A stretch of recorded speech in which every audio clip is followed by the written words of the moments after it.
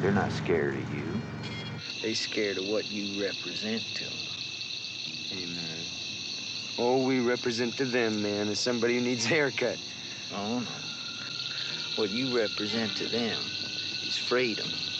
What the hell's wrong with freedom, man? That's what it's all about. Está começando o Cinematógrafo Delirante. Eu sou Milena Azevedo e hoje tenho mais um colega do curso A Experiência do Cinema para fazer o episódio juntinho aqui comigo. É o Guilherme Ferraro. Seja bem-vindo, Gui. Bem-vindos, e é isso aí, menina. Muito obrigado aí pelo convite. É uma honra participar desse podcast. É uma honra ter te conhecido também pelo curso do grande Fábio, nosso grande maestro. E eu, como um ouvinte aí do podcast, tô aqui de calafrios aqui para não errar, não falar besteira, porque eu sei que a nossa parceira de curso, nossa aluna nota 10 da classe aí, faz um material sempre muito caprichado e eu espero poder ajudar e falar um conteúdo legal para vocês aí. Obrigado pela honra. Ô, meu amigo, eu agradeço demais, viu? Assim, obrigada aí pelos elogios. E esse curso, assim, só me trouxe felicidade, né? Além de conhecer o professor Fábio Rockenbach, que é gente finíssima e sabe muito, mas muito sobre cinema. Eu conheci, assim, poxa, pessoas sensacionais, né, Gui? Você é uma delas. E já teve até, né, já fez até um curta já que mostrou pra gente, um curta sensacional, viu. E depois eu vou até pedir o link do seu curta, Gui, para colocar no Spotify e também no nosso grupo lá do Telegram, tá beleza? Opa, claro, muito obrigado também pelo elogio. Elogio. Vai ser uma honra deixar aí o link para o pessoal. Ele tá como um link fechado no YouTube, né? Mas se você clicar, você acha lá, porque tem uma música, que infelizmente o direito autoral não é meu, mas só clicando no link que ele abre sem problemas. Se você procurar pelo nome, que é Indianópolis, meu amor, você acaba não achando, mas clicando no link você assiste na íntegra lá e tenho feliz é, comentário de dizer que não só você, mas o nosso professor também gostou do filme, então vale a pena assistir mesmo. Ah, vale sim, Gui, que é isso, tá, poxa, tá de primeira, ainda mais você conseguiu, fazer homenagem aí, né, várias homenagens, uma delas a Nouvelle Vague, e assim, tenho certeza que quem assistir e gostar de cinema vai curtir o seu curta, viu? Mas aí com o link direitinho, né? Eu sei que o YouTube é chatinho nessas coisas, mas tendo o link a gente consegue assistir, né? Então, Gui, eu vou pedir aí que, por gentileza, você se apresente para o nosso e a nossa ouvinte. Legal, Mi. Eu meio que nasci aí nas bordas do cinema brasileiro, né? Eu comecei estagiando no primeiro, no, como assistente de produção, estagiário assistente de produção, no longa Garotos do ABC, do Carlos Ishimar. Foi meu primeiro contato com o cinema, assim, sem fazer nenhum curso nem nada. Isso lá nos áureos, início dos anos 2000. Isso já dá para ter uma ideia da minha idade, né? Assim, mais ou menos. E depois eu vim cavalgando aí, tentando entrar nesse ramo do cinema, que é um ramo bem difícil, né? O ramo da arte a gente sabe como é que é. E aí, de lá para cá, eu trabalhei como produtor no mercado de cinema nacional aí, né? Tanto o mais mainstream, né? Com autores globais, até o cinema independente do Rubens Melo, da Jussara Figueiredo, do Júlio Wong, né, filmando até com Mojica como ator, né, Fabiano Moura, entre outras pessoas. e fazendo, assim, bastante cinema de gênero também, que foi bem legal, lido muito com curtas e filmes independentes de terror, né. E depois eu fazer a produção de vários desses filmes, eu resolvi também, pôr a mão na massa e, enfim, começar a dirigir meus projetos, né. Eu escrevi esse curta, Indianápolis Meu Amor, depois eu fiz também um curta que também está no YouTube, chamado A Vida pela Gota, que é experimental, né, meio uma pegada meio videoarte, assim, também, bem legal, dirigi também um videoclipe.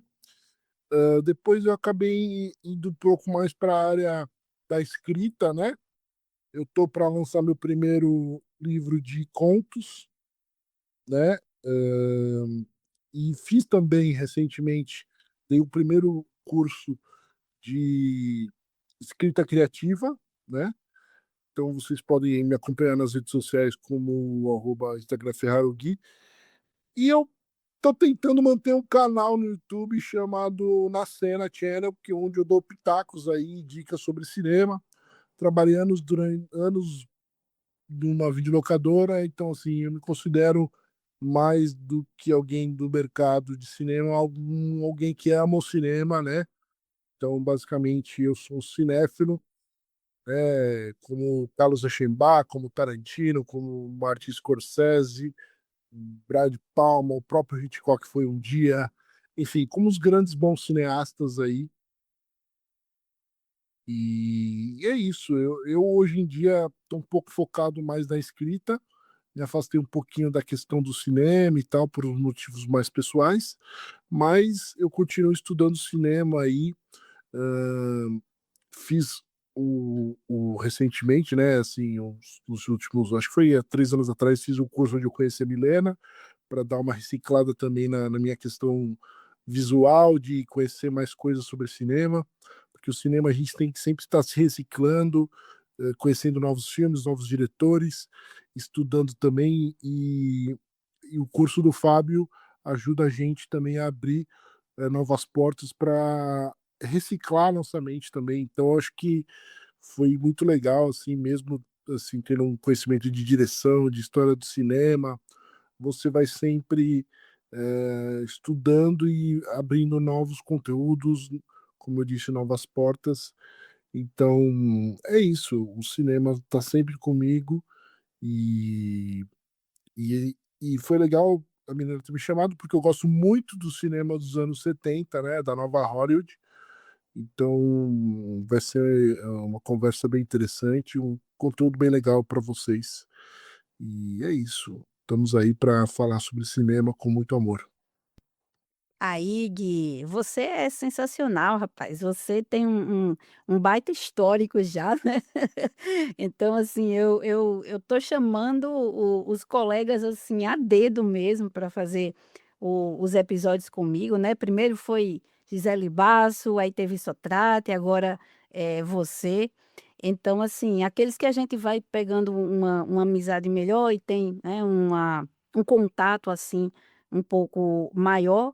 Aí a gente vai conversando e tem as afinidades, né, tem os filmes que a gente, gosta, assim, tem os gostos parecidos, e e é isso, tenho certeza que vai ser um episódio muito, muito bacana. Mas antes de começar, pessoal, eu vou relembrar ao nosso e à nossa ouvinte para deixar uma estrelinha lá no Spotify e um joinha no YouTube, caso gostem do nosso podcast. E também para se inscreverem no grupo do Telegram, pois lá postamos todo o material das pesquisas e algumas cositas mais. Recado dado. Olha, quando eu perguntei ao Gui qual episódio que ele gostaria de participar, e entre eles estava o representante da nova Hollywood, Easy Rider, o nosso Sem Destino, o Gui foi logo dizendo: é esse aí. Inclusive, meu pai foi motoqueiro e tal. Eu sabia, né? A gente já tinha conversado, eu sabia que ele gostava pra caramba da nova Hollywood, e eu coloquei assim, dei, claro, algumas opções, mas eu já sabia meio que ele ia escolher realmente Sem Destino. Então, hoje A gente fecha a década de 1960 no estilo e com um pezinho já na década de 1970, pois traremos um bônus.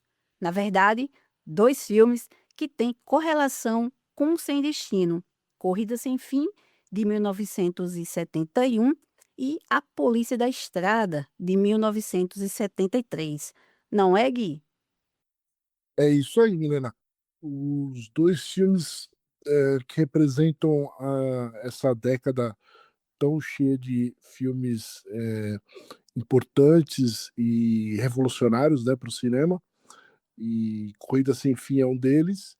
E, e esse do motoqueiro policial aí, que eu esqueci o nome agora, perdão, também é um filme importante para a década. E eu acredito que a nova Hollywood nasceu ali nesse finalzinho dos anos 60, começo dos anos 70, né?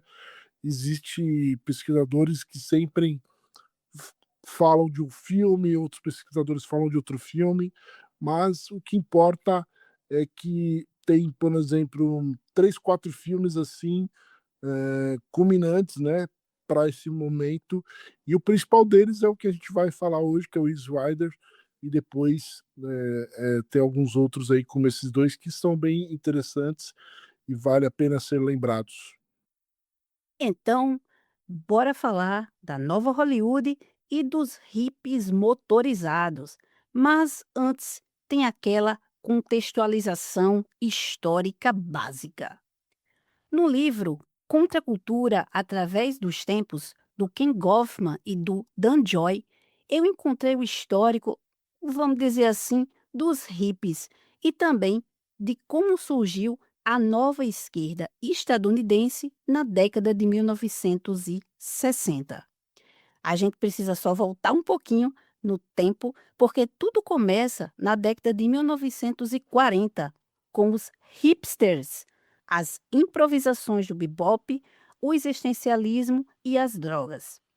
O hipster era o rebelde de uma época paranoica, parafraseando Goffman e Joy, pois, com a ameaça atômica após a Segunda Guerra, os jovens se tornaram tanto quanto soturnos, desleixados e desesperados, preocupados em viver o agora num mundo sem possibilidade de futuro.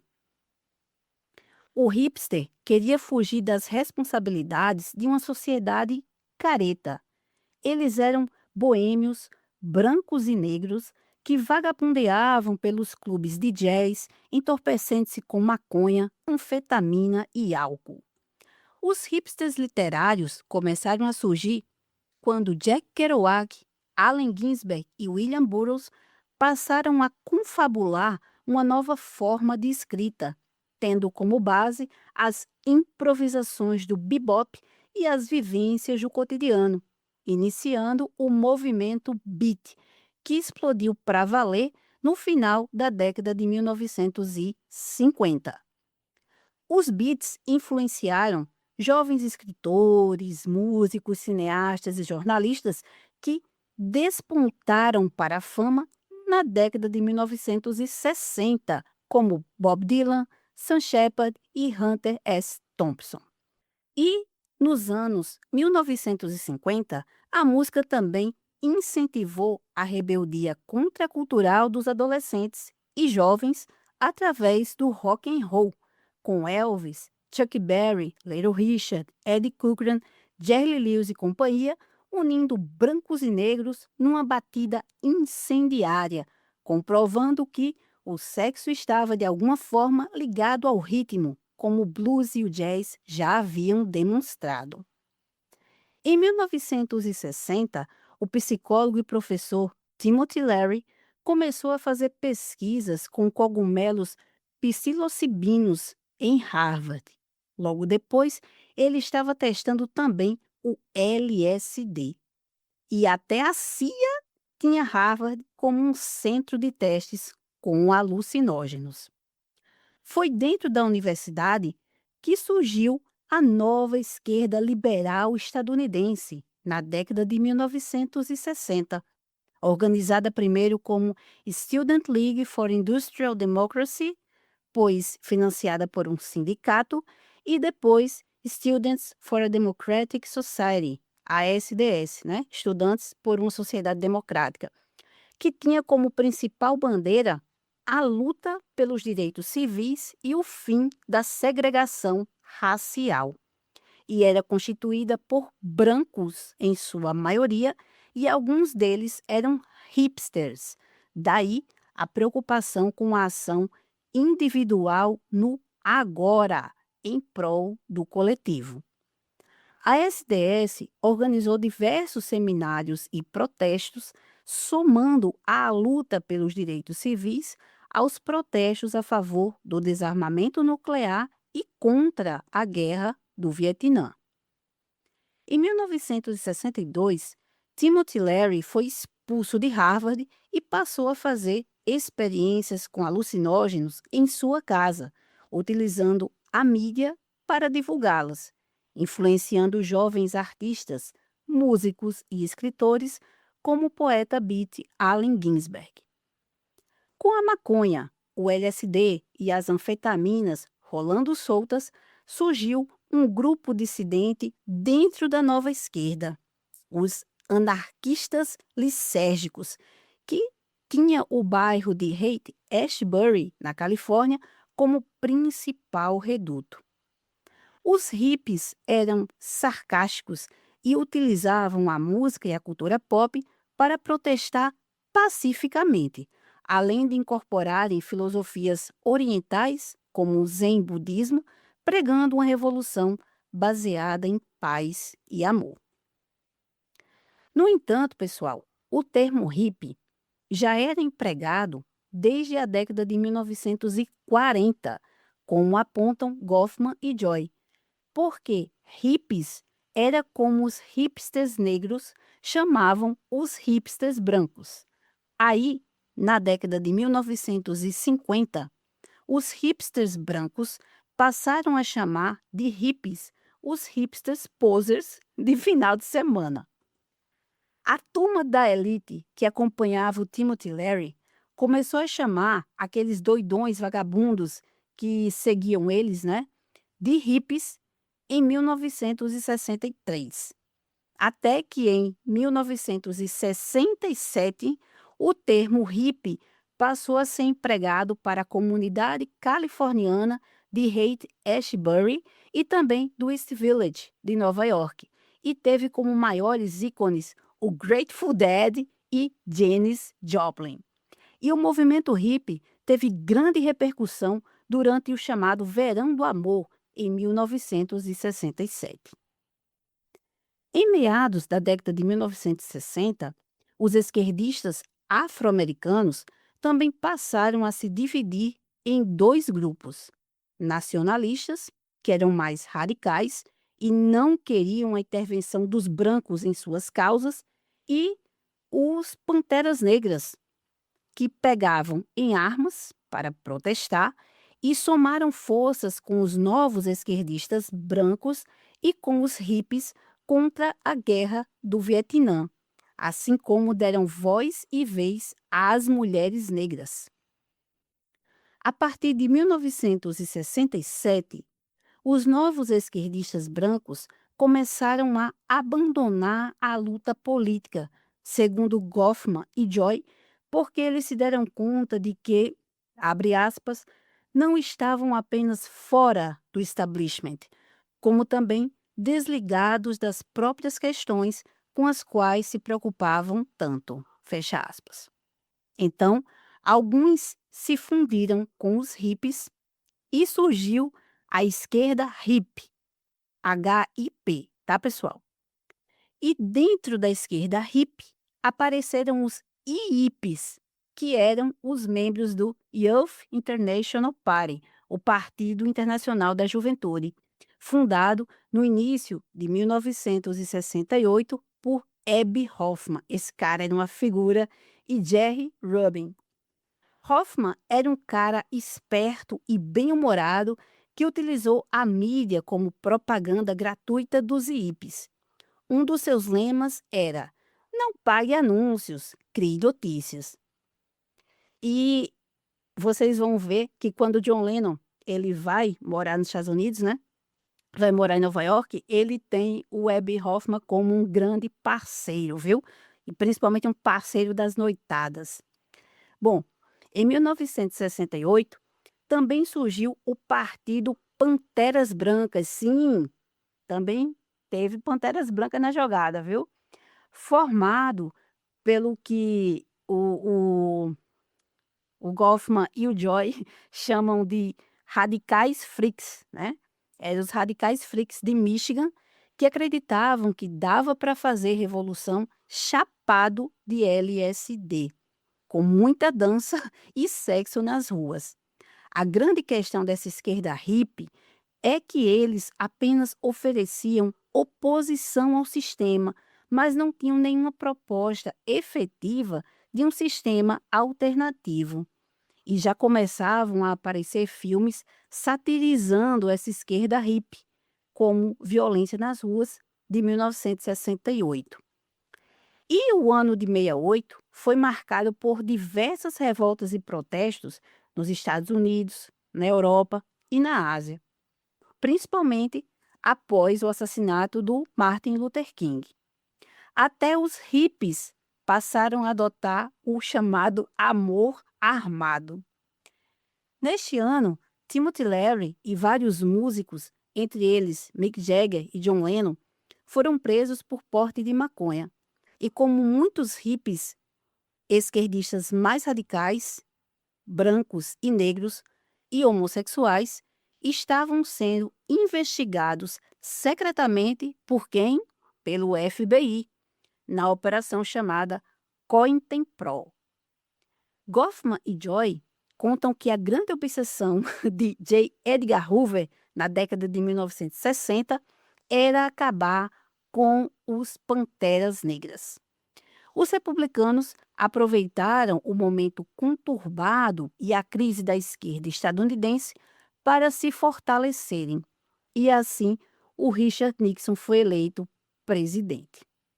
Aí, em 1969, tanto a esquerda radical quanto a esquerda hippie perderam o rumo por não conseguir unir o mude a si mesmo com o mude o mundo, nas palavras de Goffman e Joy.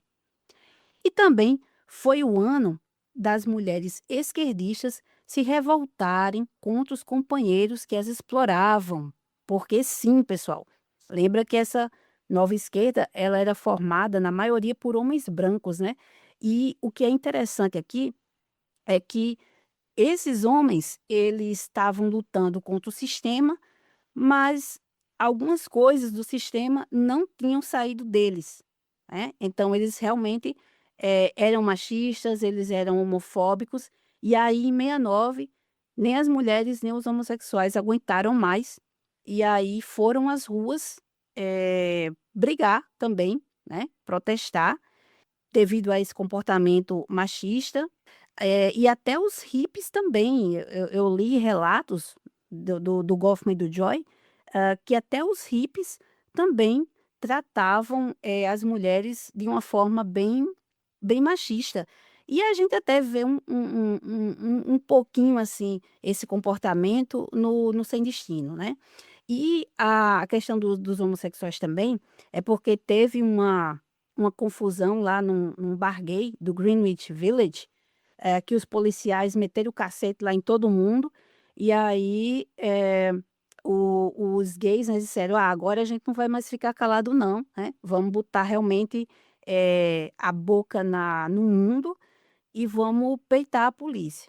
Então 69 foi realmente um ano, bastante conturbado, fechando, né, a década de 60, assim, que foi uma década bastante, revolucionária, uma década que trouxe para a gente tanta coisa bacana, mas que depois o pessoal começou meio que a se perder. 69 realmente é um ano que tem, assim, muita coisa legal e uma delas é justamente o Sem Destino. Bom, Gui, após esse resumão, né, que eu tive que fazer do contexto de como estavam os Estados Unidos, né, principalmente a juventude ali, em meados da década de 1960. Agora você pode falar um pouco para a gente como esses ares da nova era, eles chegaram à meca do cinema, originando a nova Hollywood? Perfeito, Milena. Tivemos aí uma bela aula de história americana, um contexto. hã, e lembrando, né, que o mundo estava todo girando e influenciado pelo conflito norte-americano contra o Vietnã, né, que já vinha aí há um tempo, e especialmente dentro dos Estados Unidos, essa questão é muito importante, muito influente na cultura, né, no que a gente chama de contracultura, especialmente porque isso vai influenciar nesses novos artistas, né, nesses diálogos com os jovens, com a música, com a arte de maneira geral, com o cinema, com o teatro também, né? E também a crise que vai passar o próprio cinema americano no começo final dos anos 50, começo dos anos 60, né?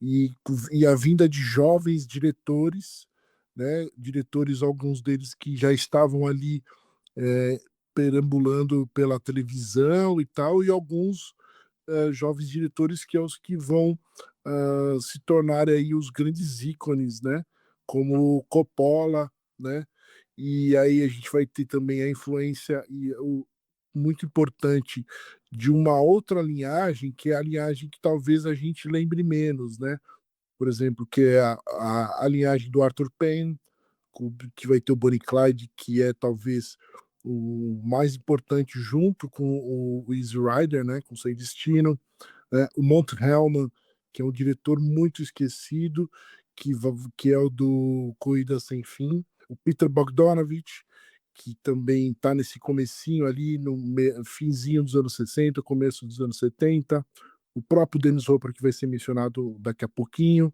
o John Cassavetes, que ficou com o cinema independente.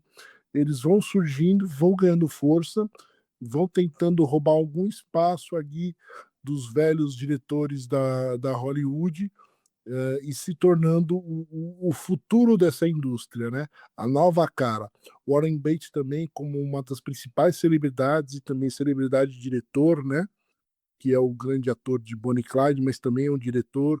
Bob Rafelson também, que é um grande parceiro ali do Jack Nicholson. É um cara que também fez muita coisa relevante, também é um pouco esquecido. Então a gente tem essa primeira seleta gama de diretores que vão surgir ali, né, no começo do final dos anos 60 para os anos 70, para abrir a porta para aqueles que a gente mais lembra, que além do Coppola, que é o Scorsese, De Palma, Spielberg, George Lucas, John Carpenter, Wes Craven, enfim, todos esses. E além deles também tem A Primeira Noite de um Homem, né? Então, se a gente fosse combinar em três grandes filmes, assim, que deram a chave principal né, na porta mesmo para a nova Hollywood, eu diria que são esses três, né? A Primeira Noite de um Homem, né? O próprio Bonnie e Clyde e o Sem Destino, né?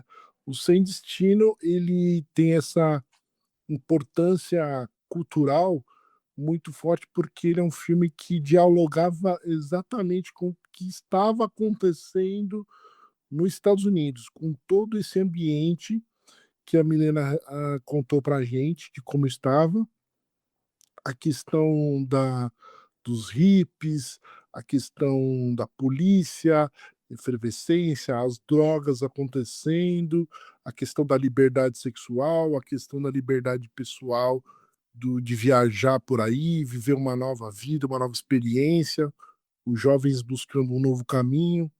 Então, tudo isso fez com que o cinema buscasse novos ares dentro da própria Hollywood, que estava com um caminho meio perdido com os grandes, né, cineastas do passado perdendo espaço, os donos dos estúdios também em crise, não sabendo o que fazer, precisando investir, porque não conseguiam mais fazer dinheiro, e eles precisavam se arriscar, né, com novos diretores, até que a gente vai chegar a ter uma grande aventura revolucionária com o Dennis Hopper, basicamente ganhando de presente do seu até então amigo Peter Fonda a direção desse filme que a gente vai começar a conversar logo mais. Egg, Sem Destino foi um baita projeto doidão, fruto das mentes chapadas, né, do Peter Fonda e do Dennis Hopper. Na verdade, assim, foi um daqueles azarões que termina sendo uma baita surpresa, pois ele custou ali por volta de $400.000 e rendeu à distribuidora Columbia Pictures mais de US$ 60 milhões. E prova, né, como você falou aí, de que os jovens do final da década de 1960 não queriam mais saber de épicos bíblicos, nem daqueles filmes de praia, que eram os filmes, de moda, digamos assim, dentre os filmes de adolescente. Exatamente. O filme do Sem Destino, ele era um filme que mostrava a realidade, era um filme basicamente feito de hippie para hippie, né, tipo assim, né, de gente que vivia aquilo. Ele tem até uma estética um pouco mais documental em alguns momentos, os diálogos você vai ver que eles não são nem um pouco preparados, são um pouco mais à vontade, mais experimental, assim.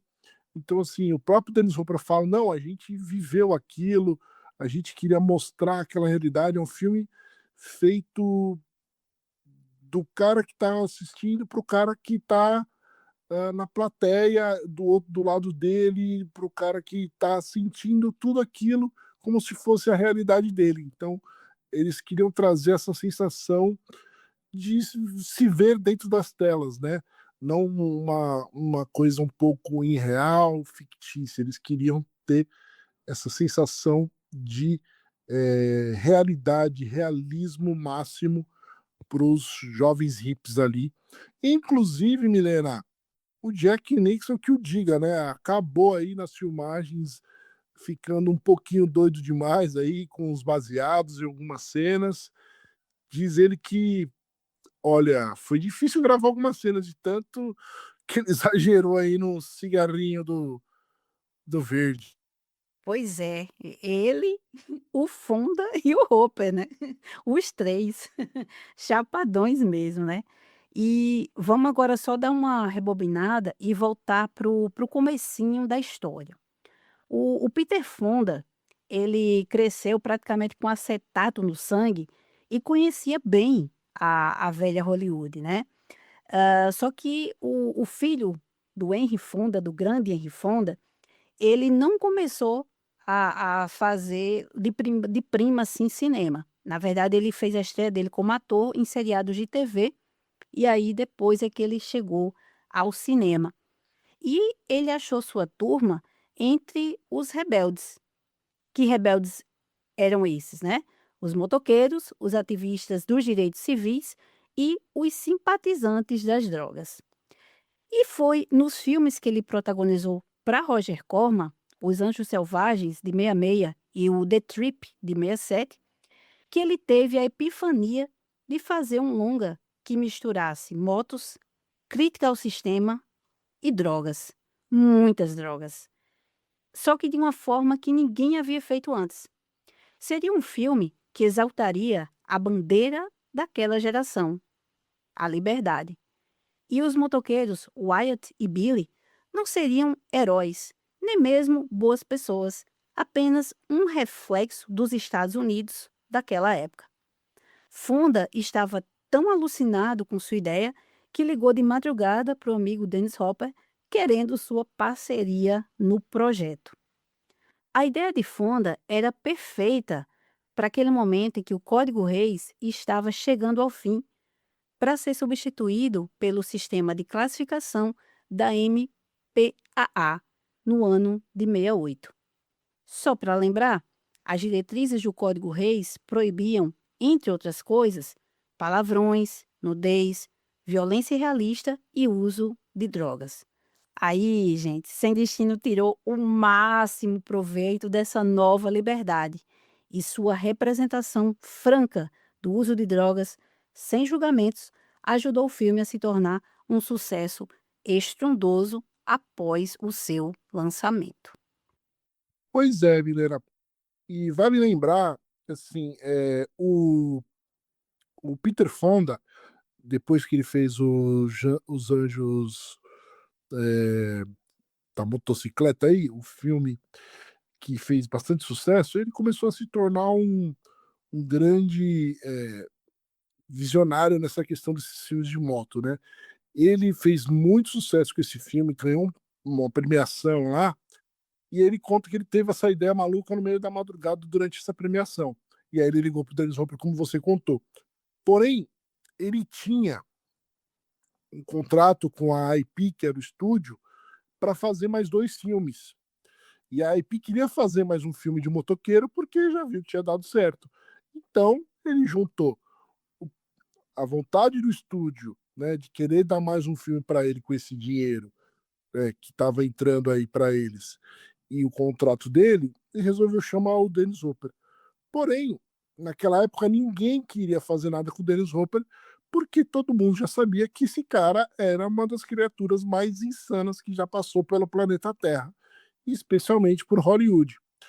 Ele recentemente tinha brigado com o clássico diretor Anne Hathaway, e parece que acho que ele até esbufetou o diretor Anne Hathaway. Então ele estava meio como a carta não legal ali do momento, a carta meio maligna, então ninguém queria fazer. Porém, o Peter Fonda foi o cara doidão que resolveu chamar o cara que era amigo dele naquela época.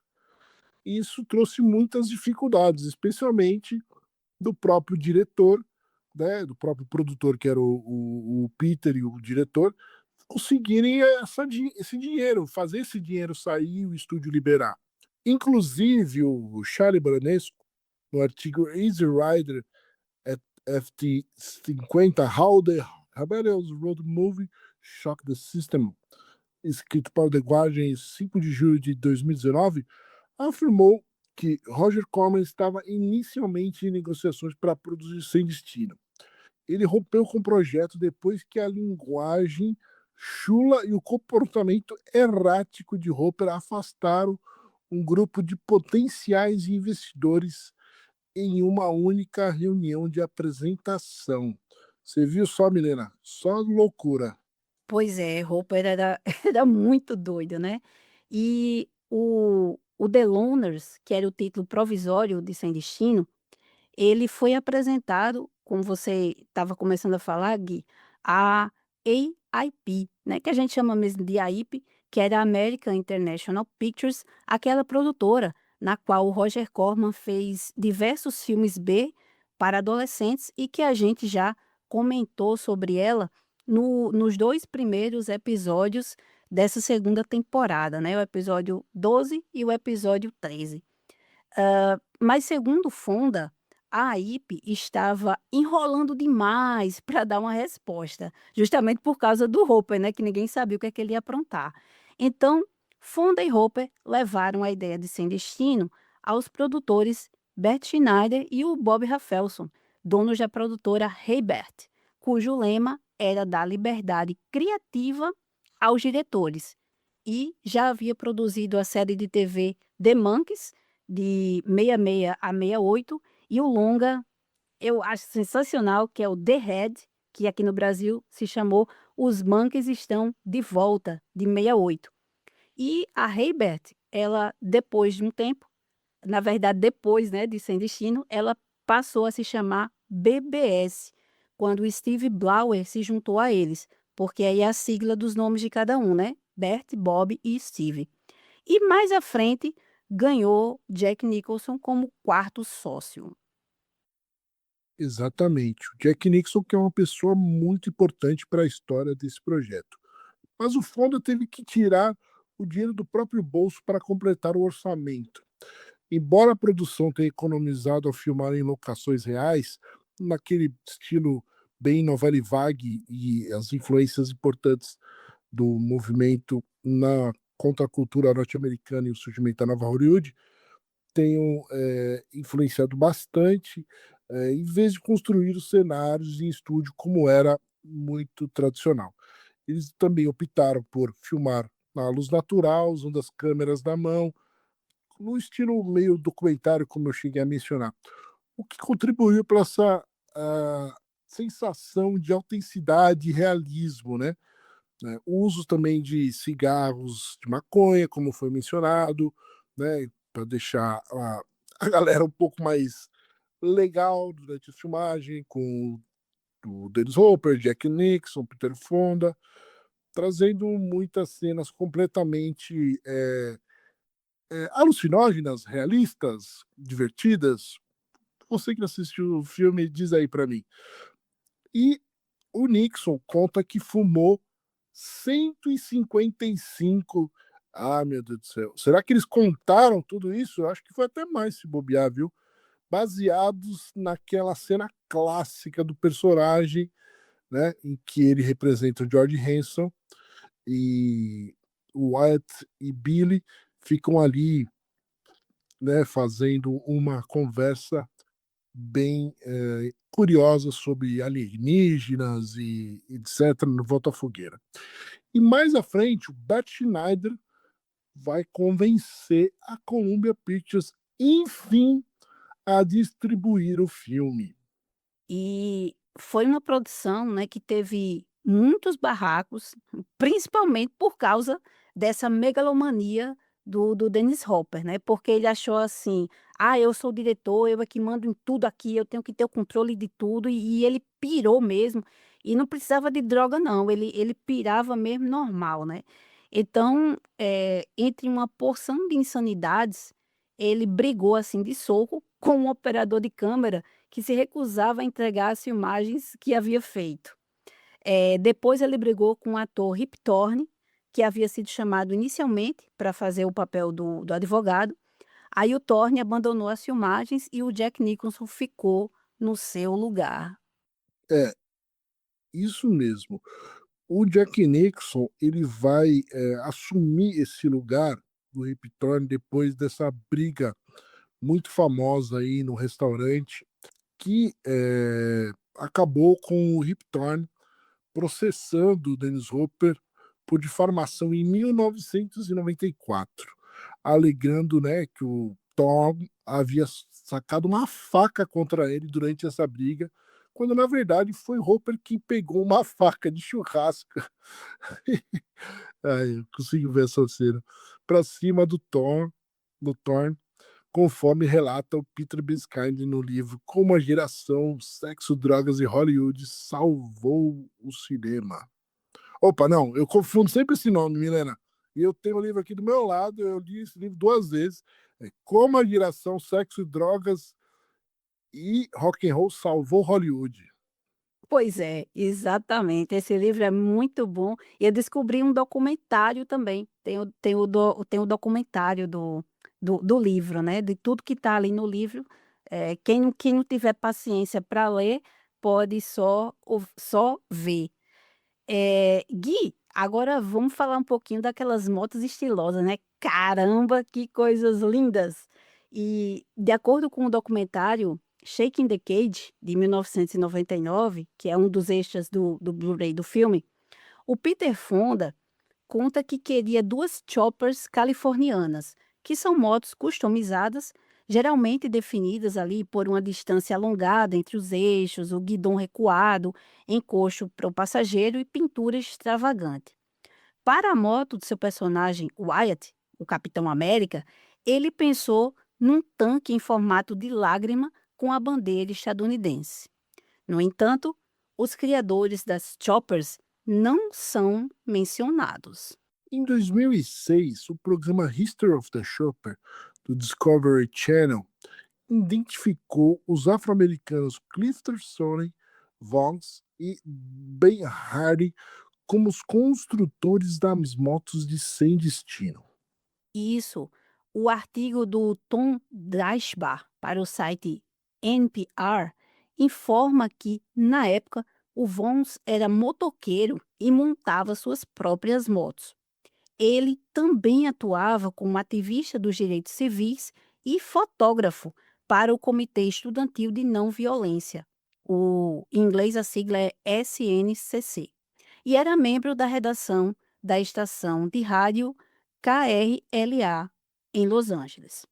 O Vons conta que conheceu Peter Fonda justamente no seu trabalho na rádio. No verão de 66, Fonda foi preso e acusado por porte de maconha. O Vons conta que cobriu a audiência de Fonda para a KRLA e, durante a cobertura, acabou conversando um pouco lá com o jovem ator sobre motos, que era um assunto que os dois curtiam, né? Um tempo depois, Fonda e Dennis Hopper foram ao seu apartamento e discutiram os planos para a construção das motos de que precisariam. E Clifford Vons também afirmou ter atuado como produtor associado no início do filme, mas ele e outros foram demitidos e substituídos após aquelas filmagens caóticas no Mardi Gras, em Nova Orleans, que foram as primeiras filmagens que eles fizeram. Por isso, seu nome nunca foi creditado. E tem outra coisa também, que eu tô com o Vons aqui, tá? O Vons ainda criticou a ausência de personagens negros no filme. A controvérsia nessa questão das motos, né? O Fonda afirma que ele idealizou e montou ambas as motos, a partir de 4 motos Harley Davidson compradas do Departamento de Polícia de Los Angeles. E teve a ajuda de 5 caras negros na customização. Porém, o Hopper gravou um comentário em áudio na edição de Sem Destino da Criterion Collection, no qual afirma que Vox construiu as motos. E essa informação foi reforçada ainda pelo mecânico Larry Marcos, que morava com Vox na época e também trabalhou na Shoppers e na produção inicial do filme. Sem contar que as motos foram roubadas após o término das filmagens. Mas eles conseguiram recuperar a Chopper do Capitão América, que havia sido parcialmente destruída no final do filme, como vocês bem lembram, e depois reconstruída pelo ator Dan Hargett e vendida num leilão em 2014. Pois é, essa história das motos é, né? Mas eu também acredito que o Peter Fonda queria ficar com o crédito todo para ele, mas poxa, não é bem assim. Então vamos realmente fuçar ali e descobrir quem realmente botou ali a mão na massa para deixar as duas motos nos trinques. E agora vamos falar um pouquinho aqui da trilha sonora de Sem Destino, que merece uma menção honrosa, pois ela se tornou icônica, né. Inicialmente, o Fonda e o Hopper, eles foram pensando músicas que eles estavam ouvindo na rádio durante as filmagens, porque eles estavam trazendo realmente o cantores e bandas que estavam ali, né, no auge. E aí veio Jimi Hendrix, The Byrds, The Band, Steppenwolf, até que Peter Fonda conseguiu fechar com o grupo Crosby, Stills and Nash para compor uma trilha original. Na versão de Fonda, ele diz que quando o filme foi mostrado a Crosby, Stills, Nash e Young, não, nessa época não tinha o Young ainda, Crosby, Stills e Nash, o nosso querido Neil Young ainda não fazia parte, eles ficaram atônitos e disseram que aquela trilha estava incrível, perfeita. Outra versão conta que houve um desentendimento entre o grupo e Dennis Hopper e os músicos acabaram perdendo o interesse de fazer a trilha. E aí, o que vocês acham? Olha, eu acho que tá mais para essa segunda, viu. Porque o Hopper, ele, caramba, ele quase destruiu o filme, né. Ele na vontade tão grande que ele estava de fazer o filme, quase que ele destruiu o filme. Bom, Gui, chegou o momento de nós tecermos os nossos comentários sobre Sem Destino. E aí eu vou começar por você, beleza? Bora lá. It's not every man that can live off the land, you know? Do your own thing in your own time. You should be proud. Perfeito, Milena. Eu já estava na ansiedade aqui, querendo te atrapalhar, atravessar tudo aqui, né? Sempre com muito entusiasmo. E olha que eu vou falar uma coisa para você.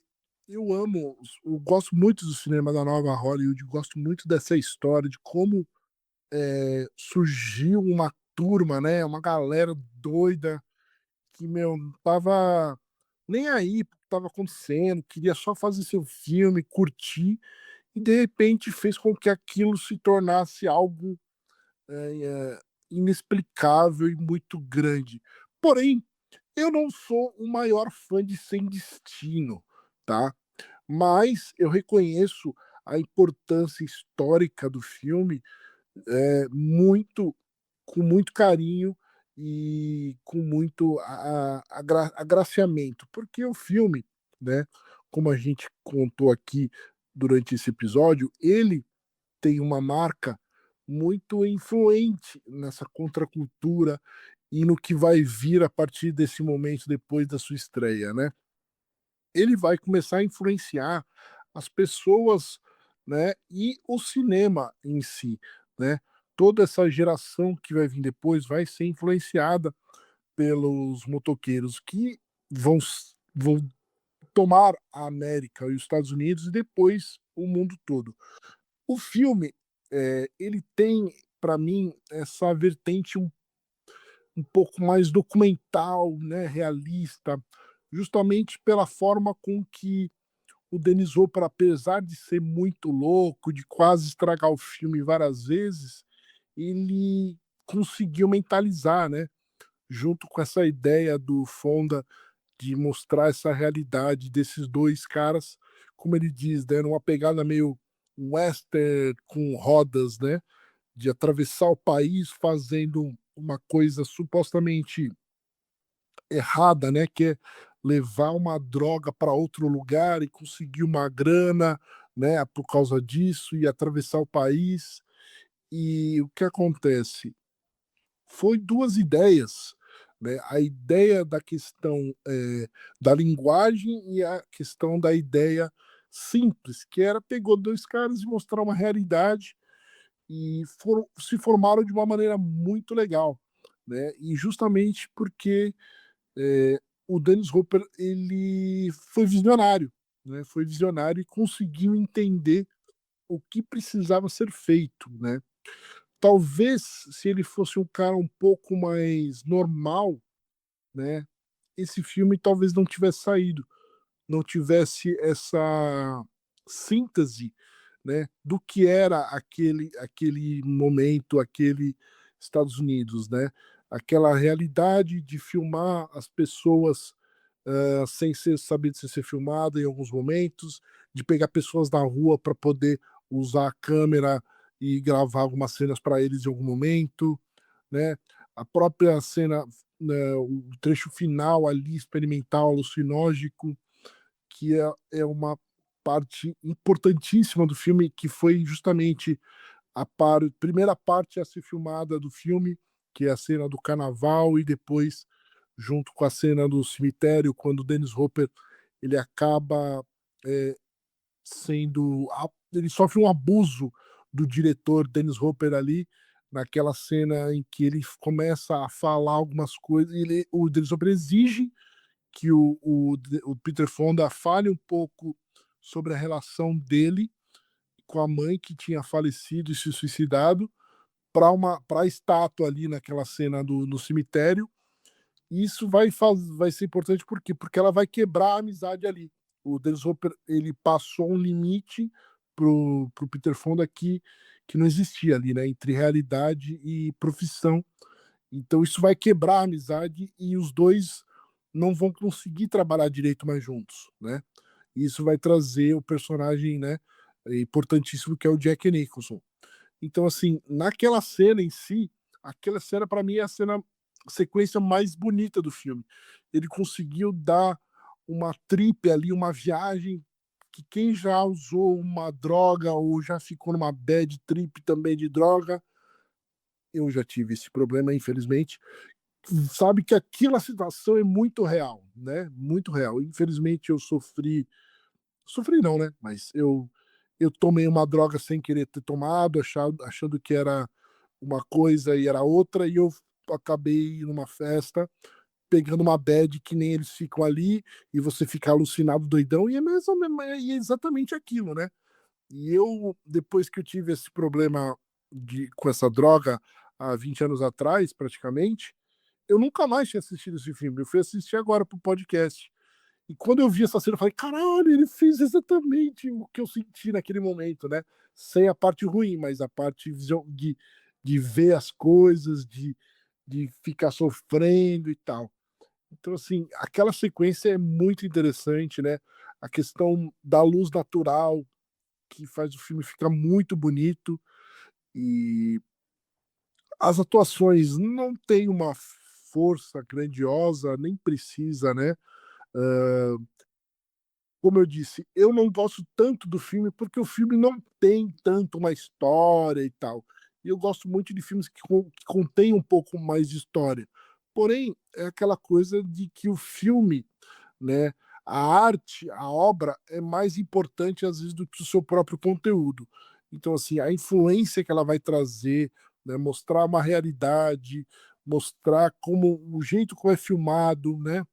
Obviamente que os franceses ali, né, e a própria Nouvelle Vague de outros países faziam muito já aquele tipo de cinema, a câmera na mão, a realidade de estar filmando nas ruas, sem locações, mas para os americanos ali ainda era pouco conhecido, né? Especialmente para quem não era tanto ligado no cinema, um pouco mais de arte, etc. E tal. Então, isso vai se tornar um pouco mais mainstream conforme o filme vai se tornando um sucesso, né, mundial e especialmente ganhando novos corações e influenciando muita gente, que vai fazer até com que o nosso querido Dennis Hopper ganhe prêmios de diretor, né? A gente vale lembrar dele ganhando prêmio em Cannes. Então, assim, é bem interessante o filme, essa sensação de ver depois de muitos anos. O meu pai, como a Milena falou, ele foi influenciado pelos esses filmes de moto com Jack Nixon e com o próprio Peter Fonda, né? Ele, na época dos anos 70, em 70, ele tinha 15 anos, mas ali já depois, quando ele começou a crescer, acho que em 71, 72, ele já chegou a ter 7 choppers, né? Dos anos 70. Inclusive, quando eu nasci, ele tinha 2 aqui em casa, porém, infelizmente, desmontada. A gente acabou nunca montando e depois a gente chegou a vender, né? Mas não era nenhuma Harley Davidson, né? A gente sempre lembra da Harley porque é a grande marca mundial, mas ele tinha outras motos assim, desse estilo muito iradas, né? Eu vi fotos já, então meu pai é um grande influenciado dessa contracultura dos motoqueiros, dos hippies também, do cabelo. Ele ama esse destino, tocava aqui em casa direto a trilha sonora, tinha o disco, né? O próprio Crosby, Still, Nash e Young, foi assim que eu conheci eles, também ouvindo o disco do quarteto aí, que é uma banda muito incrível, e essa trilha sonora também que marca gerações, né? Você pode nunca ter visto o filme, mas você já ouviu essa música, né? Pá, tss, pará, tss, pam, pam. Algum momento você já viu, seja numa propaganda, seja no rádio, seja no vizinho, seja numa televisão qualquer. Essa música mudou o mundo também, né? Tá na cultura aí, tocando em todos os lugares. Então, assim, esse filme, ele é mais do que só um filme, né? Ele vai ser um marco da história mundial, justamente por esses detalhes que a gente comentou aqui, por essa questão histórica importante e porque o Dennis Hopper era o cara errado no momento certo, que acertou, mesmo sendo um cara errado. E o Peter Fonda também. E eu vou deixar para a Milena falar um pouco do Jack Nixon e a importância dele, porque senão eu vou ficar aqui, amigos, falando até amanhã. Valeu, Gui. Não, realmente, né, assim, a gente até pensa que Born to Be Wild, foi composta para o filme, porque casou tão bem, né, que assim, é uma trilha que eu acho sensacional, né, é muito poxa, quando entra The Band, eu sou muito fã de The Band, né, quando entra The Band, assim, não tem se a gente for começar a falar de música aqui, aí não vai conseguir realmente falar, do cinema. Bom, eh, eu vejo Sem Destino como uma mistura ali dos beats e dos hips. Temos 2 jovens que se rebelam contra o sistema, curtem ficar chapados e pegam a estrada para conhecer a América como ela é de fato. E, nessa jornada, terminam conhecendo a si mesmos.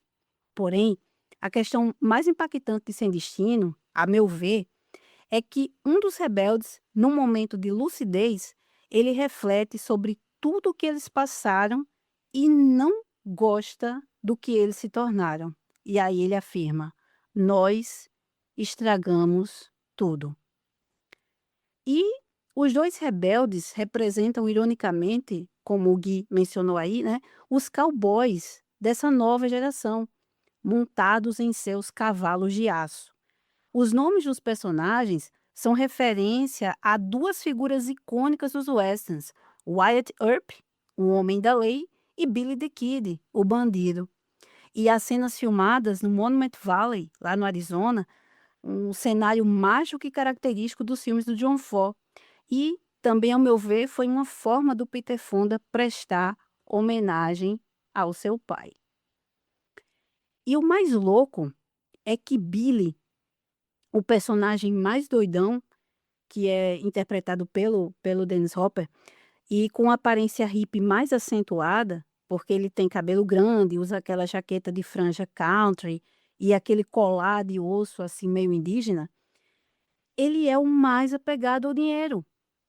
Tanto que ele associa liberdade, né, a liberdade deles, com o dinheiro da venda da cocaína. E tem 3 momentos que vão reforçar isso. O primeiro é quando ele diz a Wyatt para começar a gastar o dinheiro indo a um restaurante bacana. O segundo, quando eles dão carona para aquele hippie lá na estrada, e o hippie, ele vai encher o tanque da moto de Wyatt, aí Billy ele tem um como é que eu vou dizer? Ele quase tem um chilique ali, né. Ele fica nervoso, porque ele sabe que a grana tá toda dentro do tanque da moto de White. E o terceiro momento é aquela que eu chamo de cena do acampamento com fogueira, né, que é a última dessas cenas de acampamento, onde Billy ele tá radiante, dizendo que eles estão ricos e vão poder se aposentar na Flórida. Convenhamos, né, gente, isso não é um pensamento típico de um hippie. O Wyatt, mais centrado, que é o personagem interpretado pelo Peter Fonda, ele termina sendo meio que o hippie de verdade ali. Primeiro, porque ele joga o relógio de pulso fora antes de pegar a estrada. Depois, ele vai elogiar aquele fazendeiro, dizendo que ele é livre e vive da terra e trabalha no seu próprio ritmo. Quando eles estão naquela comunidade lá do hippie, né, o hippie caroneiro, o Wyatt, ele se sente muito à vontade lá. O Billy, no começo, até que fica brincando ali com as crianças, tal, fica olhando ali as moças, mas aí depois ele se cansa e ele quer ir embora, né. E o Wyatt dá o toque a Billy, diz: "Olha, eles foram receptivos com a gente, eles foram legais, dividiram a comida, e aí, ó, poxa, a gente precisa retribuir, né, então, tipo assim, a gente comeu e a gente já vai logo sair, né, é meio feio isso". E naquela cena bastante tensa, que é da lanchonete, que o Wyatt se toca que aqueles caipiras ali conservadores, eles podem fazer algo ruim com eles. E aí ele chama os amigos para ir embora, né? Ele dá o toque, ó, vamos embora. Ou seja, ele tem um cuidado genuíno ali com o grupo, né? Com aqueles amigos.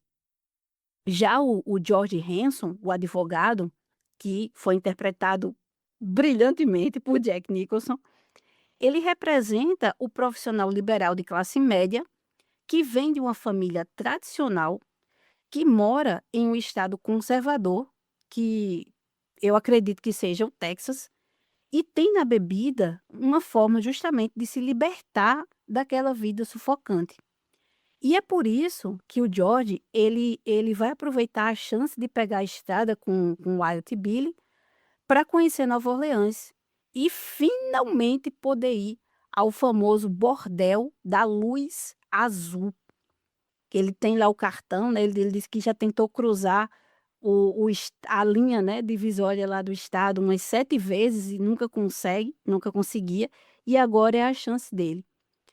E é justamente porque ele representa, o trabalhador que está em busca da liberdade, que ele é morto pelos caipirões conservadores, né. Ele vai até mandar real para o Billy, ele diz assim: "Ó, as pessoas gostam muito de falar sobre liberdade, mas elas ficam incomodadas quando elas veem alguém livre de fato. E é tão insuportável que elas são capazes de matar aquilo que, no fundo, elas mais desejam." E aí, a gente volta para Wyatt e para Billy, que estão prestes a se tornar prisioneiros do dinheiro. E é justamente ali que o Wyatt se toca, né, de que eles falharam, que a liberdade deles é ilusória. Porque, vamos dizer, eles vão lá para a Flórida, aí eles vão aplicar o dinheiro no banco, vão viver de renda. Gente, ninguém se iluda, né? Da forma como, principalmente como o Billy age, eles vão ter uma vida de excessos. Então, tipo, meio que eles vão virar playboys. Então, o que que acontece aqui? Eles burlaram o sistema, ganharam dinheiro de forma escusa, mas terminam se tornando egoístas e alienados.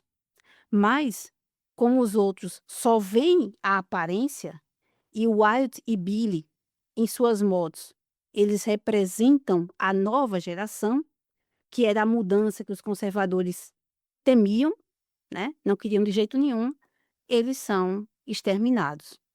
E aí eu já faço um gancho aqui direto com A Polícia da Estrada, porque é um filme que faz um contraponto muito bacana com Sem Destino, porque ele vai trazer como protagonista os ditos inimigos dos hippies, né, os policiais.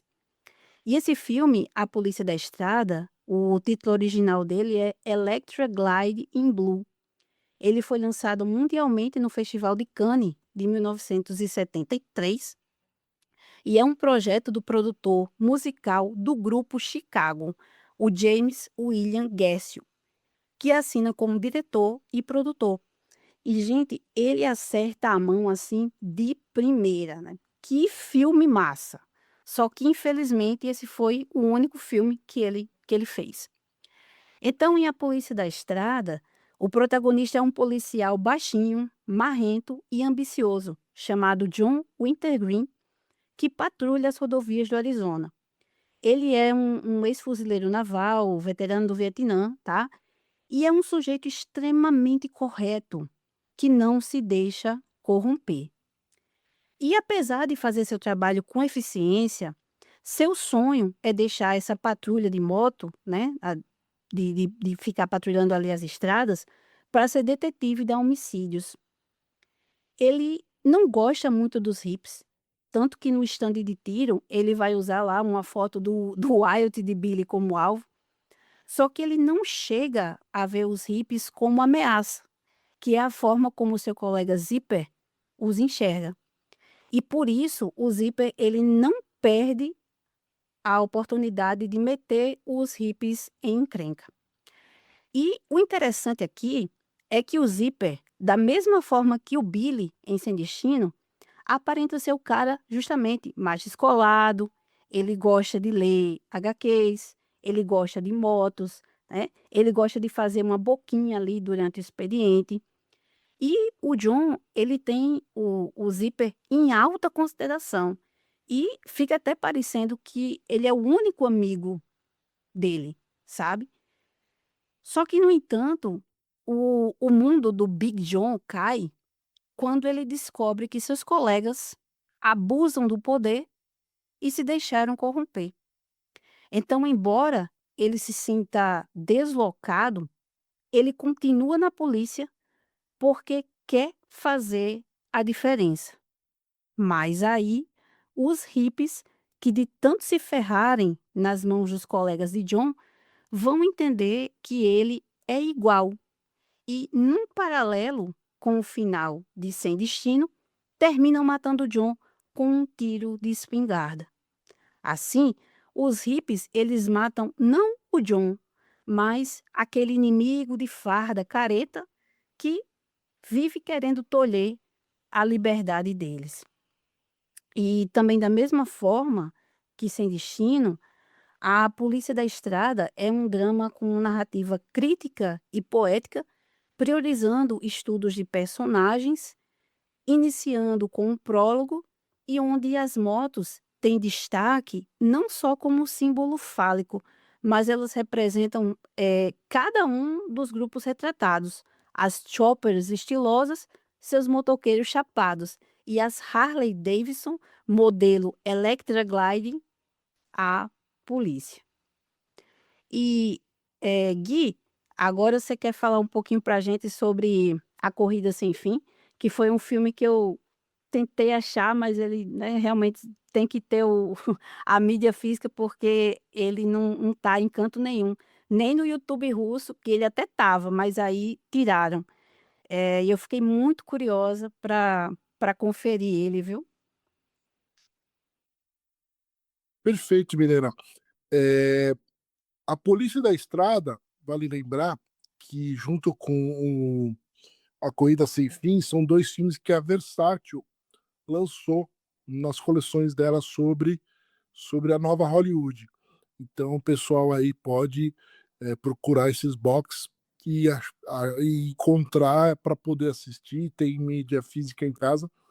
Porém, já que é difícil de achar, ou principalmente o Corrida Sem Fim, que em inglês é Two Lady Blacktop, que é desse diretor Mont Hellman, que teve uma parceria muito legal no começo de carreira com o Jack Nixon, onde eles fizeram juntos dois faroestes, e o outro cara que é bastante fã também dele é o nosso querido Tarantino. Ele fez esse filme o Corrida Sem Fim em 71, né, que vai contar a história de dois homens apaixonados por carro e velocidade, né, dois amigos, e eles vão se reunir para viajar pelas estradas e procurando corridas, né? Os famosos rachas, né? Da nossa geração aqui, famosos rachas, até que eles encontram um cara mais maluco do que eles, que é o GTO, né? Que é o personagem do Warren Oates, que é um ator muito interessante também, que fez vários filmes ali dessa época também, junto com Sankey Peckinpah, né? E o protagonista desse filme, que é o piloto do carro, né? É o James Taylor, né? O querido cantor, né? Músico muito famoso aí. Então, assim, são dois personagens meio bressonianos, assim, que estão, né, nesse momento da vida que querem refletir também sobre o novo, sobre o que eles estão fazendo da vida, e vão viajar a América no melhor estilo, sem destino, só que com essa paixão para o carro, até encontrar com esse outro cara que também gosta de carro, e eles resolvem apostar uma corrida até Washington, né? E aí eles vão se deparar com os hippies, né, com algumas confusões aí complexas nesse meio. Vai ter uma garota também, né, a The Girl, né, que vai aparecer aí no meio dessa corrida que vai viajar com eles. Então é mais um filme que vai mostrar também a América dos anos 70, baseado no olhar desses dois tipos de personagens aí, né? Um cara que ele tem uma visão mais burocrática, mais, digamos, mais velha, assim, né? Por ser o Warren Waits, que já é um cara de uns 40 e poucos anos, e esses dois jovens, né? Que eles não são bem um hips, né? Eles são mais esse hipster, né?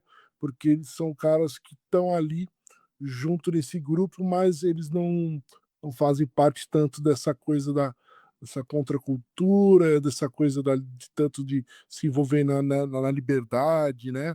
Nos movimentos e tal. Mas basicamente é isso. E eu acho interessante porque muita gente não conhece, mas lá fora, né, e para muitos estudiosos do cinema da nova Hollywood, entendem que ele tem um diálogo muito importante junto com o Sem Destino ali, e também agora lembrando do A Polícia da Estrada, eles meio que se fecham assim, né? Os três filmes estão bem interessantes nesse ciclo de estrada e destinos ou sem destinos por uma nova Hollywood que vai se estourar aí e eclodir. E o legal é que eu estava realmente também querendo lembrar da frase, né, de como ela é impactante no filme e como ela realmente fala com o filme Sem Destino. Nós estragamos tudo. E esse é o belo resumo do que é o filme Sem Destino.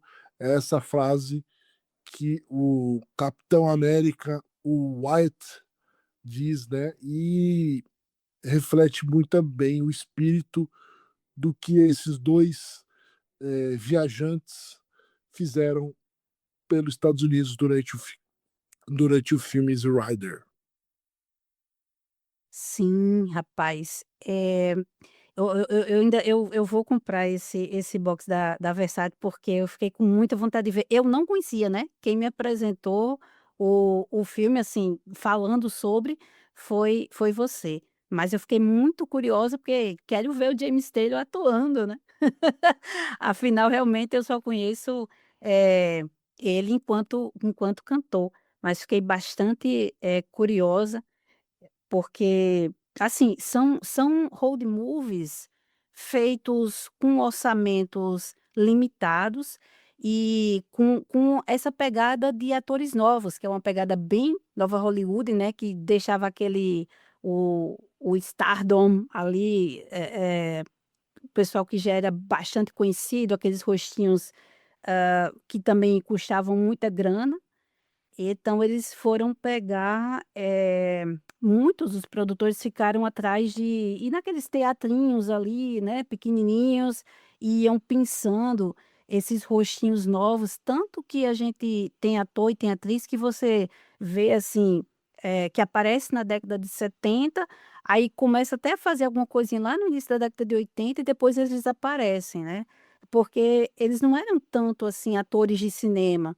Eles eram mais atores tipo pé no chão mesmo, eles eram de teatro.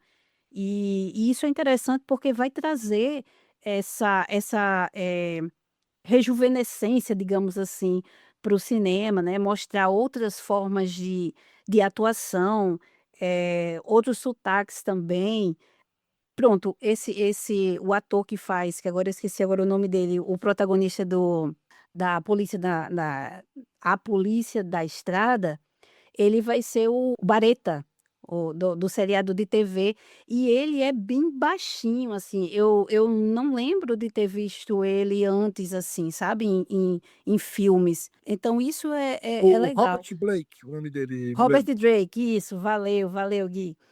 Ele é bem baixinho, então é engraçado quando filma, né, os policiais, assim, o primeiro, o acho que é o capitão deles, né, eles vão antes de eles pegarem as motos, o capitão começa a xingar eles, né: "Aí, bando de marica", porco comunista, ele fica xingando, né, aí a câmera vai passando, aí todos são altos, né, todos têm a mesma altura, aí ele tá perto do final e a câmera pega só, tipo, da testa dele pra cima,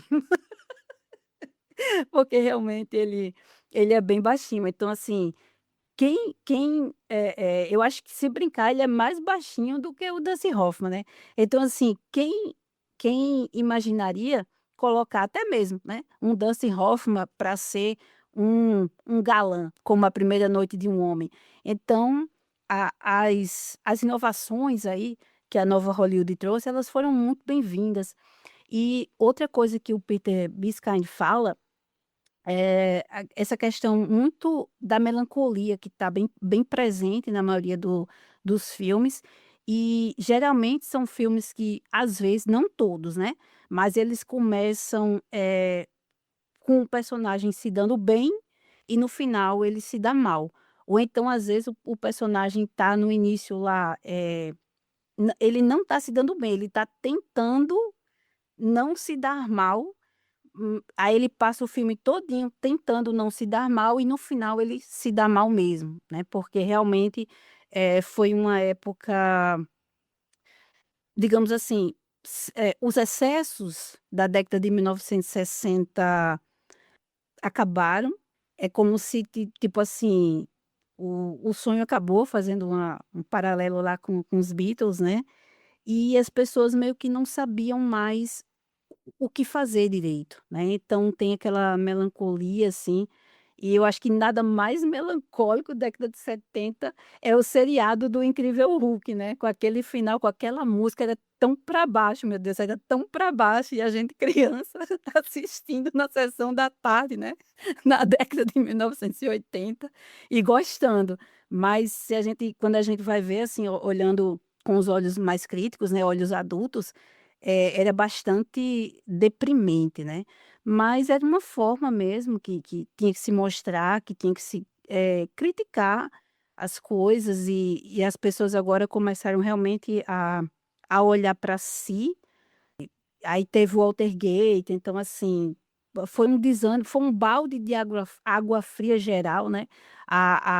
Os Estados Unidos, assim, já tinham feito tanto estrago no Vietnã, né, terminou nada se resolvendo, assim, eles perderam também feio, e porque se metem, né, na guerra dos outros, e assim, estava todo mundo meio que para baixo. Então, são filmes, nos quais a gente vai ver mesmo, tem a corrupção na polícia, tem corrupção na política, professor n vai ser, do inferno para baixo, né, eu digo assim, porque é ladeira abaixo total, o professor vai passar de ser aquela figura, exemplar, né, para ser, aí vai ter tem várias variantes, de ser a vítima dos alunos, né, de ser ao contrário, o professor psicopata que quer dar em cima das alunas, ou então às vezes até que mata também alunas.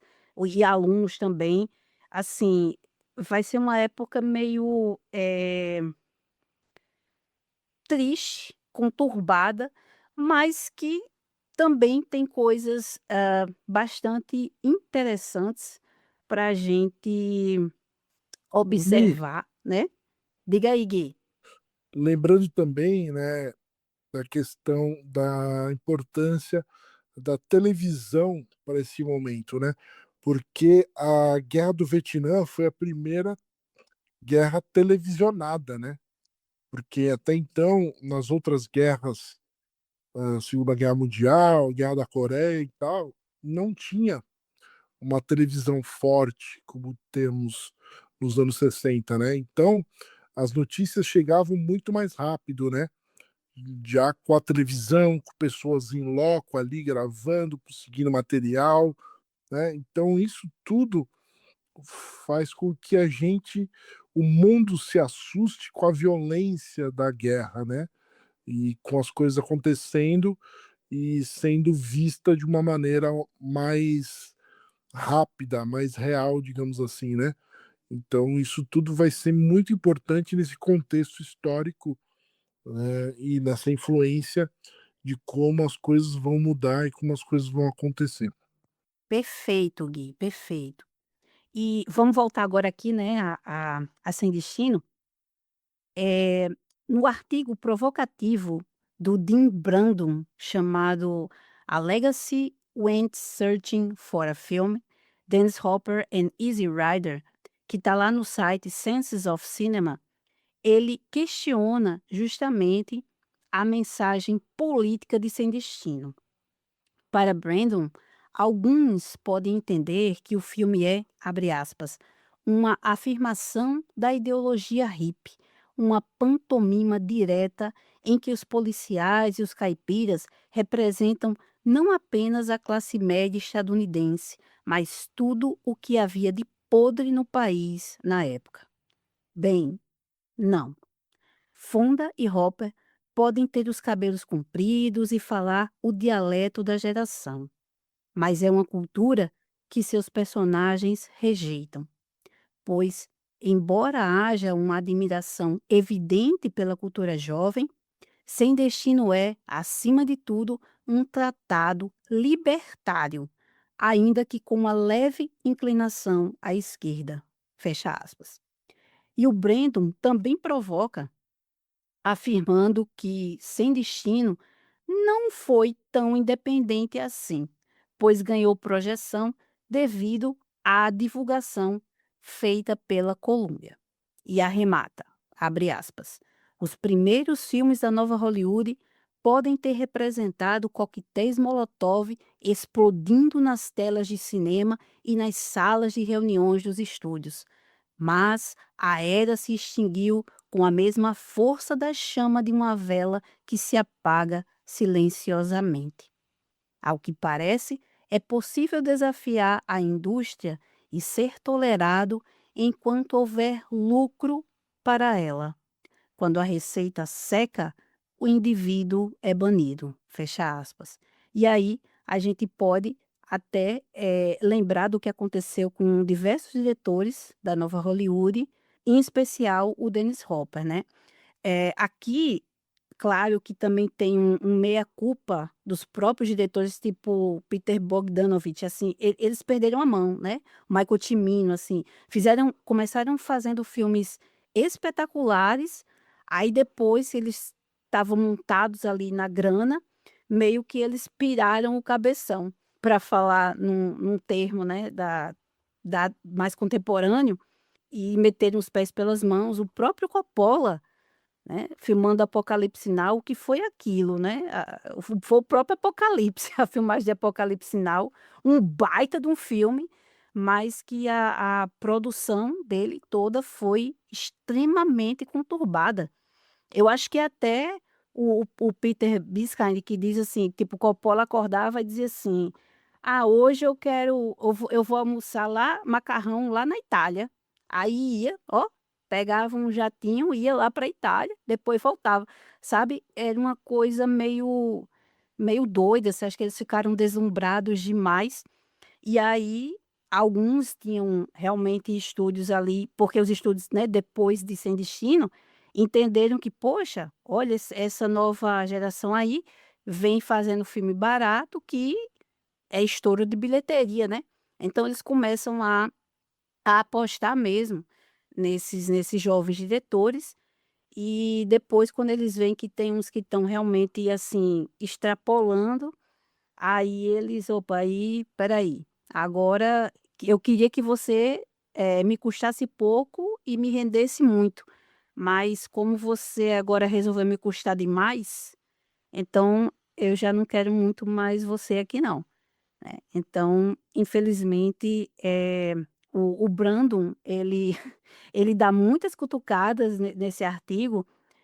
Eu concordo com ele em algumas coisas, outras não, mas aqui infelizmente ele tá certo. E aí Gui, sobre o finalzinho aí, da nova Hollywood, o que é que você tem a dizer com esses diretores, extremamente talentosos que meio que, sei lá, tiveram uma bad trip?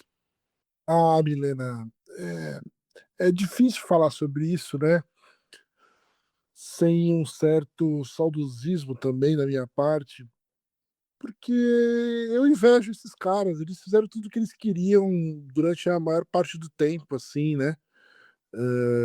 Conseguiram realizar o sucesso que eles queriam, né? Fazer os principais filmes de certa forma, né? E a gente que vive nessa nossa realidade aqui do outro lado, né? Com poucas chances de realizar as coisas que a gente gostaria, né? Tudo bem, acabou de certa forma, né? Erraram, né? Mas eles tentaram, né? Eles conseguiram muita coisa, levaram a gente para filmes espetaculares ali, né? Momentos incríveis, né? O próprio Coppola ficou megalomaníaco, né? Com Apocalipse Sinal, mas porra, ele conseguiu entregar um dos maiores filmes de todos os tempos, né? O Tim Miller também fez filmes espetaculares, né? Por mais que o principal filme da história da carreira dele é o filme que é o marco do fim, né? É a última porta que fecha ali de verdade da nova Hollywood. Acontece, né? Assim, as pessoas, né? Eles não queriam que desse errado, né? Ninguém sonha em fazer as coisas erradas, mas esses caras eles dão certo justamente porque eles tentam fazer o diferente, né? O diferencial, né? Eles não vão ficar atrás da mesa na burocracia de tentar o que os outros fazem burocraticamente, né? Ficar fazendo coisas de totalmente seguindo o que os próprios chefões de Hollywood queriam e etc, né? Eles deram muito certo porque eles se aventuraram em arriscar. E eu acho que essa é a maior, como é que eu posso falar? Elogio barra consequência que a gente pode guardar da nova Hollywood, né? Que eles experimentaram, eles buscaram fazer coisas diferentes. E esse diferente foi o que fez com que a gente chegasse ao salvamento do cinema americano, né? Que teoricamente estava morrendo, mas eu acho que em algum momento ele ia se encontrar de novo, mesmo que talvez não fosse a nova Hollywood, né? A gente está vivendo um momento meio complexo, mas ao mesmo tempo é um momento que o cinema ele tá só saindo da americanização da Hollywood, né? O Hollywood está virando uma coisa mais aberta, né? Mais internacional, né? E além do mais, também tem a questão de que muitos autores, né, que talvez estivessem ido para o cinema, se fosse há 20 anos atrás, eles estão indo para a TV também. Então a gente está vivendo um novo momento nessa indústria do audiovisual, assim como a nova Hollywood foi, né, para os anos 50 e meados de 60, né? Então, assim, eu acho que essa coisa de tentar o novo, de buscar novas coisas, de não fazer coisas iguais, é o que mais valeu a pena nisso daí. Por mais que talvez tenha só vivido 15 anos, 13 anos, enfim, teve e continua tendo uma importância histórica cada vez maior para o cinema e para a cultura mundial. Beleza, Gui. Não, com certeza, né, assim, caramba, o que falar de O Poderoso Chefão, né, O Exorcista, Taxi Driver, A Última Sessão de Cinema, são filmes, assim, primorosos. Aí vem o Spielberg com Tubarão e começa a inaugurar a era dos blockbusters, né, fazendo propaganda na televisão. Isso é bacana. O Spielberg foi o primeiro que sacou que como as pessoas estão vendo muito TV, se eu fizer trailer de filme e botar na TV, aí elas vão para o cinema. Mas eu tenho que saber fazer o trailer também, né. E aí, assim, nós agora temos principalmente Spielberg e George Lucas, 2 visionários, 2 máquinas de fazer dinheiro também. E aí depois o Brian De Palma, que vai homenagear o Hitchcock e depois vai, através da homenagem que ele faz ao Hit, ele também vai criar um estilo próprio, né. Então, assim, são diretores, foram e alguns ainda são, porque estão vivos, né, que deram essa cara nova, sacudiram, né, Hollywood quando Hollywood realmente estava precisando de um safanão, sabe. Eles chegaram, né, no determinado momento, chegaram, fizeram acontecer, né, e aí depois infelizmente, não todos, mas alguns foram digamos assim, botados para escanteio, né. Mas, se a gente pega aí tipo assim, se a gente pega Robert Altman também ele nunca teve muito querendo estar, assim, na crista da onda, né, então ele gostava realmente de ser independente e de fazer um cinema crítico, né, também tem isso. Esses diretores que não queriam estar muito na mão dos estúdios, porque eles queriam ter realmente a liberdade para poder falar o que eles queriam falar, né. Então, a nova Hollywood tem coisas muito boas, né. Eu sei que você gosta, eu gosto também, não sou tão apaixonada quanto você, mas eu gosto também. E, Gui, assim, que baita viagem, né, que a gente fez aí por essas aventuras dessa moçada descolada da nova Hollywood, né.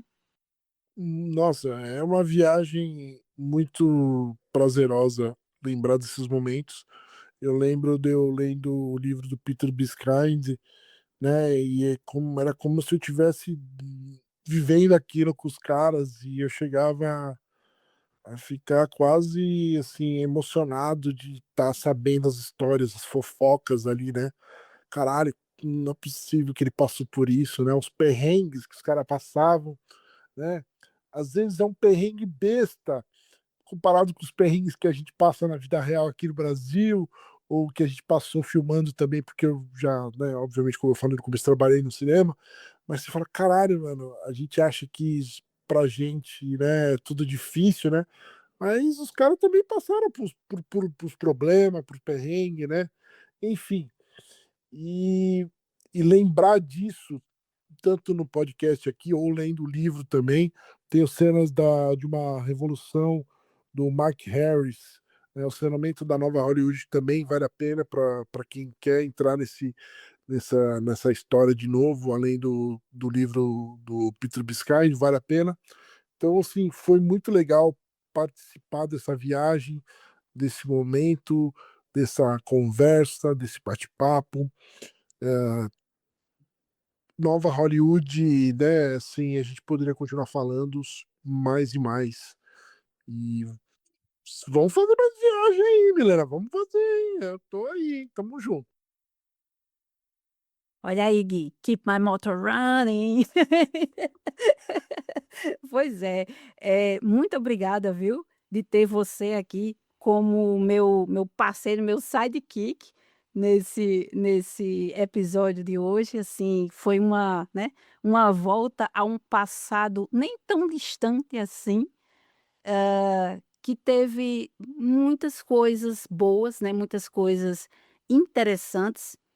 E é sempre bom a gente relembrar, de coisas boas, né, de filmes que fazem a gente realmente refletir, né, que põe o dedo na ferida e fazem o que é realmente a arte com A maiúsculo, ela veio para fazer, que é tirar a gente da inércia, né, fazer a gente pensar um pouco sobre nós mesmos e sobre o mundo, sobre a sociedade. Valeu demais, viu, Gui, por ter topado aqui fazer esse episódio juntinho comigo. Ó, e como sidekick, eu não quero ser o Robin, tá? Eu prefiro ser o Alfred. Deixa o Sortrate como o Robin e a querida Gisele como Batgirl e você, a nossa Batman aí. Eu sou o Alfred, hein? Olha lá. E obrigado e tamo junto, gente. Quem quiser ver mais conteúdo aí, eu tô sempre postando coisinhas legais de cinema lá no Ferraro Gui no Instagram e depois eu posto também o canal do YouTube lá, o Na Cena Channel para vocês. Um abraço, Mi, muito obrigado. Valeu, Gui. Vou pegar os links, vou colocar tanto no Spotify quanto no YouTube e deixar também lá no nosso grupo do Telegram. Pode deixar, viu? Eu sei que você tá bem mais para Alfred do que para Robin. Não se preocupe. Ah, É, idade não nega. ó. Não, mas não é só pela idade não, né, assim, gentileza demais, assim, sua, né, viu, pode deixar que eu sei. Obrigado, Mi. Valeu, Gui. Um Ó, abraço. eu outro, meu amigo. E eu agradeço também, claro, né, a você que ficou até aqui. E lembrar que nosso próximo encontro, daqui a 15 dias, será no especial sobre a Natalie Wood. Até lá, pessoal! The time's running out. And maybe about time. But I just gotta go.